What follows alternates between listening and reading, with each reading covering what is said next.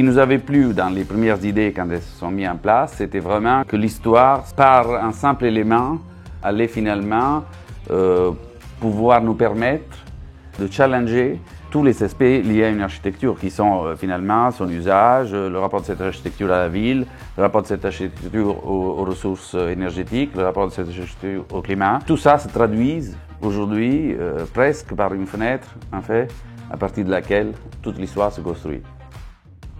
On se dit en fait ce qui pourrait être intéressant, c'est d'aller chercher les vues les plus intéressantes. Tout ce qui se joue là, c'est de trouver quel est le bon pivotement. Plus on pivote, plus je vais retarder le moment où le soleil va frapper ma façade. En faisant tout ce travail de plis sur la façade, on augmente les surfaces en hauteur. La parcelle se retrouve entièrement libérée, donc tout d'un coup, en fait, on peut penser à un véritable projet paysager et on peut commencer là vraiment à envisager le travail d'un vrai sol. Oui, moi je suis convaincu que nous avons besoin de ce rapport avec la terre, la géographie naturelle bien sûr, l'eau, l'humus et le végétal, oui c'est vital. Cette vision-là est très importante, c'est une entité géographique et ce jardin bien entendu est celui d'un quartier, d'un bâtiment, mais avant cela, il est l'un des jalons de ces rives de Seine qui se transforment aujourd'hui.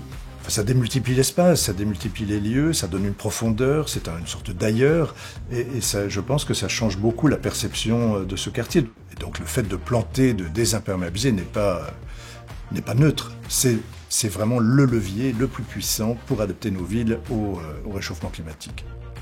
On réintroduit de la nature dans le sein du projet, ça veut dire qu'on réintroduit aussi des arbres qui viennent participer au processus d'absorption du CO2. Et dans tout ça, ça me donne un bilan à la fin, mais qui est déjà dès le départ favorable, puisque c'est une réhabilitation. Garder le maximum de matière, donc construire le moins possible, réduit de toute façon les émissions de carbone. On va essayer de créer un bâtiment le plus fluide possible. On va le penser comme une forme de ruche, une maison, à 3 dimensions. On va travailler par exemple sur les verticalités. Ensuite, on va générer des tiers-lieux à l'intérieur du bâtiment. Ces tiers-lieux, c'est un restaurant, une cafette, un fitness, un jardin, de manière à ce que les gens puissent y aller pour travailler. Le fait de se déplacer dans un bâtiment, de pouvoir travailler dans différents espaces, génère du bien-être, génère de l'interaction, du lien social.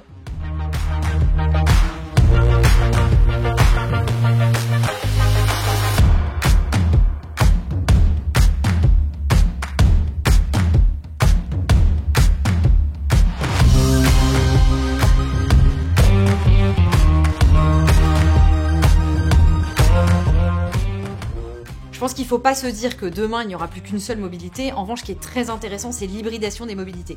Donc à la fois la mobilité très douce, qu'est le vélo, la trottinette. Donc encore une fois, la proximité des quais permet de relier très rapidement les voies cyclables qui irriguent ensuite Paris. La deuxième chose, c'est évidemment la connexion aux mobilités urbaines, qui sont assez peu émissives. On est sur une des principales gares parisiennes, on est relié au métro de la ligne 1, à la ligne dorsale parisienne, au RER, etc.